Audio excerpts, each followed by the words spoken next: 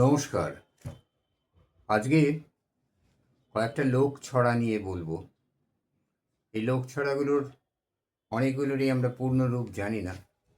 পূর্ণরূপের ছড়া যেগুলো আছে সেগুলো তো বলবোই, খণ্ডরূপে দু একটা ছড়াও বলবো।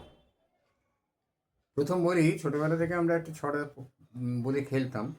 আইকম বাইকম তাড়াতাড়ি যদু মাস্টার শ্বশুর বাড়ি, রেল কম ঝমাঝম পা পিছলে আলুর দম। আমরা এই পর্যন্তই জানতাম এবং বেশিরভাগ মানুষই এই পর্যন্ত জানে। কিন্তু ছড়াটির পূর্ণ রূপ হলো আইকম বাইকম তাড়াতাড়ি যদু মাস্টার শ্বশুর বাড়ি, রেল কম ঝমাঝম পা পিছলে আলুর দম। বলে গেছে ডাক্তারবাবু জল সাবু পাতি লেবু, স্টেশনের মিষ্টি কুল, শখের বাগান গোলাপ ফুল, রাম 2 সাড়ে 3 আমাবস্যা ঘোড়ার ডিম। আমরা চোর পুলিশ খেলার সময় রাম 2 বলে গণনা করতাম। এরপর দ্বিতীয় ছড়াটি হলো আগডুম বাগডুম ঘোড়াডুম সাজে, ঢাল মৃদঙ্গ ঝাঁঝর বাজে, বাজতে বাজতে চলল ঢুলি, ঢুলি গেল সেই কমলা ফুলি, কমলা ফুলের টিয়েটা সূর্যি মামার বিয়েটা, আয় রঙ্গ হাটে যাই, পান সুপারি কিনে খাই, একটি পান ফোঁপড়া, মায়ে ঝিয়ে ঝগড়া, হলুদ বনে কলুদ ফুল, তোমার নাম টগরের ফুল। এখানে কতগুলো সামাজিক অবস্থার কথা আমরা দেখছি। এক, আগডুম বাগডুম ঘোড়াডুম সাজে, ঢাল মৃদঙ্গ ঝাঁঝর বাজে।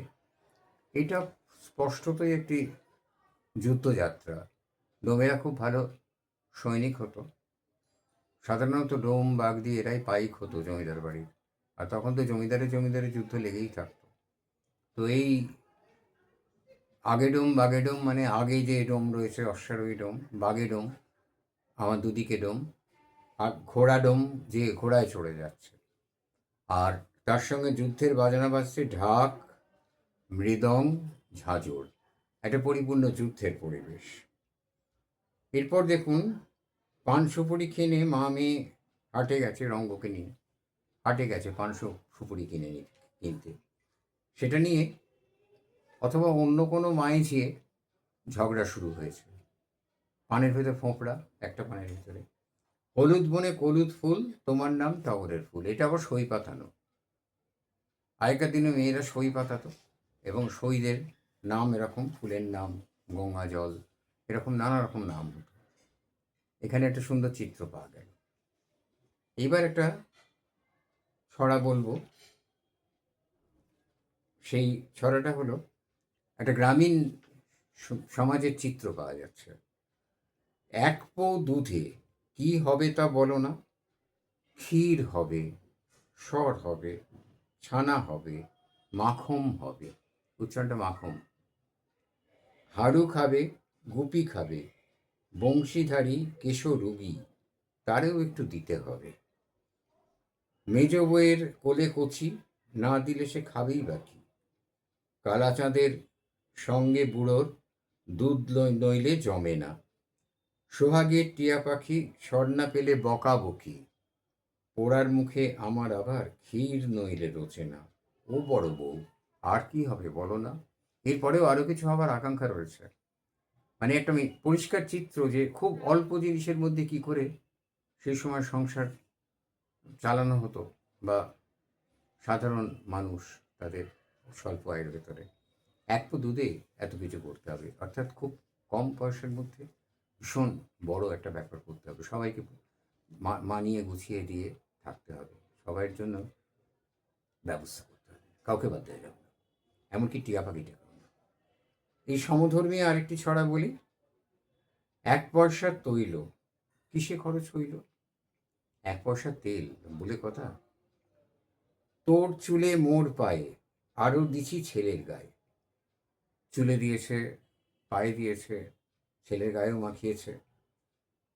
ছেলে মেয়ের বিয়ে গেছে, 7 রাত গান হয়েছে, ছেলে মেয়ে যে বিয়ে গেছে, সাতটার যে গান হয়েছে, সেখানেও তাদের তেল টেল দিতে হয়েছে তো কিছু না কিছু। কোন আবাগি ঘরে এলো, বাকি তেলটা ঢেলে নিল। কে এমন ঘরে এসেছিল যে সে বাকি তেলটা ঢেলে নিয়ে চলে গেল? এটা ঠিক না। 1 পয়সা তেলে এত কাণ্ড হচ্ছে আর ভাবা যাচ্ছে না। এরপরে একটি অসম্ভব সুন্দর ছড়ার কথা বলবো, যেটার মধ্যে শুধু ছড়া নয়, জাতীয়তা বোধ মিশিয়ে আছে। নেচে নেচে বল সখী বন্দে মাতারম, বাসর ঘর ধন্য হবে, এও কুলের পুণ্য হবে, জননী ভগিনী বলো বন্দে মাতারম।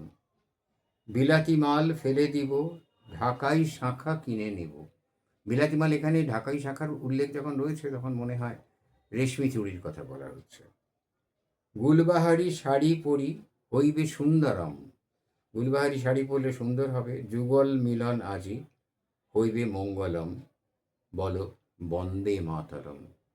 এখানে ওই যে মানে বন্দে মাতরম বিষয়টা, সেটা যে সাজাত্যবোধ, বন্দে মাতরম যে ধ্বনি, সেই ধ্বনিটা সাধারণ বাসর ঘরে মেয়েদেরও ইনফ্লুয়েন্স করছে, তাদের মধ্যেও রয়েছে, তারাও এই সাজাত্যবোধ থেকে এই ধ্বনিটা দিয়েছে। অপূর্ব এই ছড়াটি। তো এই ছড়াগুলো আমাদের লোক সাহিত্যের প্রাণ। ছড়া আছে, তার সঙ্গে প্রবাদ আছে। প্রবাদগুলো লোক সাহিত্যে একটা অসম্ভব প্রভাব বিস্তার করেছে। প্রভাব হতে ছড়াই, যেমন ধরুন স্থান নাম নিয়ে একটা বলা হয়েছে, তাঁতি গোসাই পচাভুর তিন নিয়ে শান্তিপুর। তাঁতি তো শান্তিপুরের ঘরে ঘরে তাঁত, আর ওখানে গোসাই, বৈষ্ণব কালচারটা বেশি, যেন গোসাই। আর পচা ভুর হচ্ছে ঝরঝরে গুড়। আবার শান্তিপুরে যে বৈষ্ণবেদের প্রতি কটাক্ষ করে যেরকম বলা হয়েছে, এটি একটা সুন্দর 2 লাইনের ছড়া। শান্তিপুরে রসের সাগর, এক এক ঘরে 3 নাগর।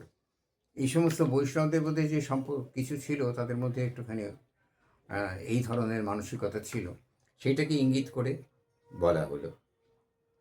আবার দেখুন, শান্তিপুরের গৌরব গোড়াচাঁদকে নিয়ে ছড়া বাঁধা হয়েছে। আকাশ থেকে পড়লো একটা খুনে খেকো চাঁদ, নিমাই মোড়ল না হইলে, চান্দ নিমাই মোড়ল না হইলে শান্তিপুর অন্ধ। নিমাইয়ের সম্বন্ধে বলা হয়েছে। এইরকম বেশ কিছু ছড়া আমরা পাবো, ছড়া নিয়ে আমরা বলবো, যে ছড়াগুলো স্থান নামের ওপরে। এগুলো ছড়া, কিন্তু খুব ক্ষুদ্রাকৃতি।